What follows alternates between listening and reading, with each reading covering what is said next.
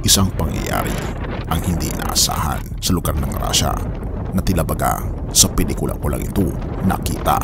Ating pag-usapan ang tila end of the world movie na nangyari sa Russia. Atin itong pag-usapan mga kaibigan. Isang malakas ng bagyong pinangalang Bettina ang tumama sa baybayin ng dagat na itim.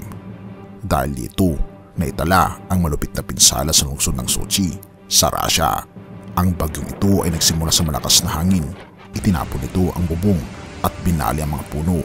Ang isang bahay na may 3 palapag ay bumagsak dahil sa pagkaagnas ng lupa sa ilalim nito. Buti na lang ang lahat ng residente ay nagtagumpay sa pagkalikas. Binaha ng malaking alon ang mga kalsada at hotel, pati na rin ang mga apartments na nasa tabi ng baybayin. Sinira rin ang malakas na alon ng riles ng tren sa pagitan ng Sochi at Tuapse.